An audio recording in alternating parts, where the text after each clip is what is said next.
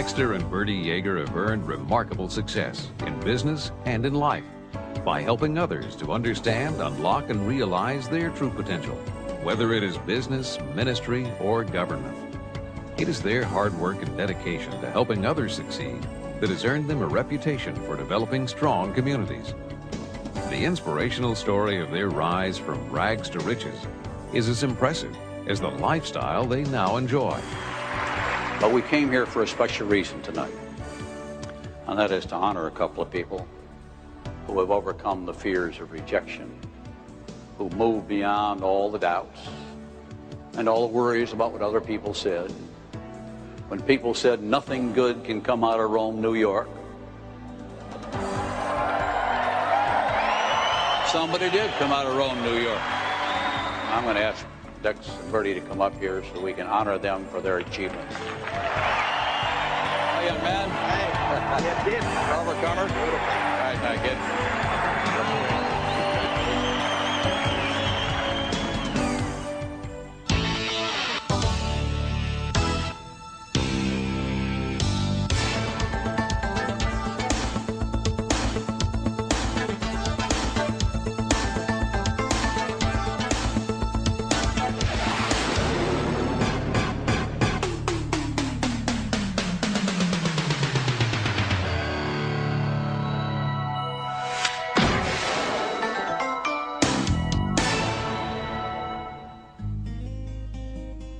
Bertie and I grew up in a small mill town upstate New York, Rome, New York.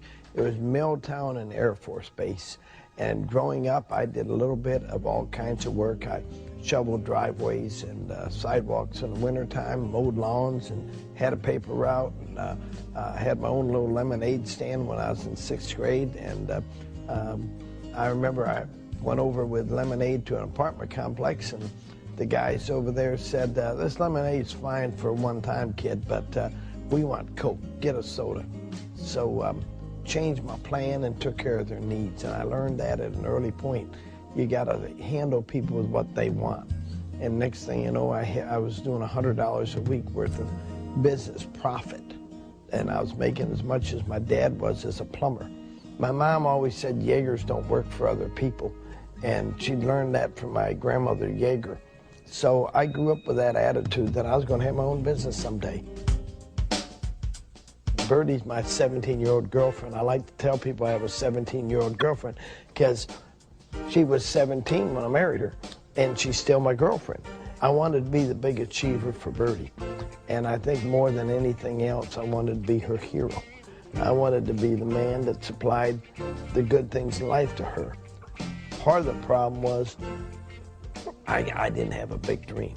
Bertie was working at Griffiths Air Force Base, and I was working for the brewery. And I'd come home, and there'd be a babysitter there, and I'd take the babysitter home, take the kids with me, and then I'd come back and I'd take care of the kids until Bertie got home at midnight. And I just stay awake all night long because I got to get her out of this job. There was stress coming from everywhere, it seemed like. I mean, it was like I had 4 little kids, and working 8 hours a day away from home, and all the stuff that would go on at work and everything else, and all the little frustrations. And I just wasn't cut out to work a job with having 4 kids at home, and I just said no way. So after I quit and realized, we were missing my paycheck, and that's when the business came along, about 5 months after I quit work.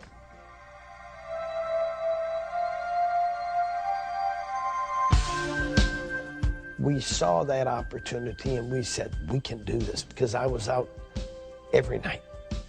And we paid 16 bonus checks the second month in business. The twins were in kindergarten when we got into business, and it afforded us to hit the ground running. And that's exactly what we did. And we became very committed and dedicated and loyal to this business from the very beginning. Bertie and I made a commitment that we weren't going to look at how much money we made for a year.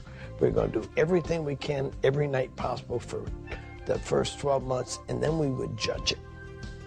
But so many people want to see what happens first few weeks, first few months. I just said, I'm going to give it my try. I'm going to give it all I got. 60 days after we started, we were doing $7,500 worth of business. And 10 weeks after we got started, we went full time. Nobody was giving us guidance. And the next 3 years, we just sort of leveled out. The Bible says a man without vision will perish. And we had to realize, first we had to learn to develop our own dream, to spend time to get our own dream together. I was starting to travel on the road a lot, and I realized that the Cadillac was the American symbol of success, and I needed one. But first, I had to build my business. Every time I had a bad meeting, after the meeting, I'd go down to the Cadillac garage, and I'd walk through all those Cadillacs every night with a flashlight. And then I'd go past a home that Bertie dreamed of having. She said she thought that house was gorgeous. And so she'd say that was the nicest home and she wanted a home like that. So I'd go sit in front of that house night after night after night. And I'd sit there maybe 20 minutes and then I'd go home and I'd get my dream back. And the dream, being that what fuels us, is what creates our passion, what keeps it going. And people who do that usually see most of their dreams coming true.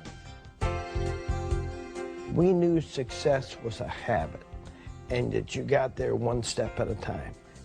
You're going to have your dropouts, you're going to have your quitters. You know, there's always somebody that could have done everything, but they never did, and they always have a good excuse. When Bertie and I got started, we had to struggle, and we spent 3 years in that struggle of trying to find ourselves and find what we should be doing. And finally, I found some books that changed my life. Those books helped me so much because I started with The Magic of Thinking Big, and it literally just impacted me because I found myself on every page that wasn't good. We put our system together and we taught many people the system, but we needed somebody to supply us with books and tapes and parts of that system. And we knew we were too busy to do it ourselves, and we tried other sources, and it seemed no matter where we tried, nobody quite understood.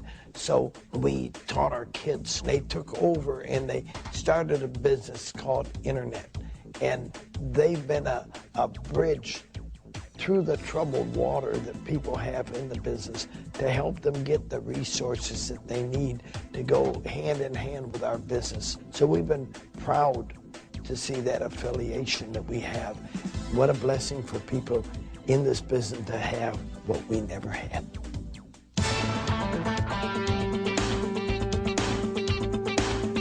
I met Dexter probably about a year and a half, 2 years ago.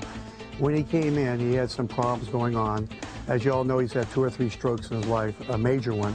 So he had no use of his right hand.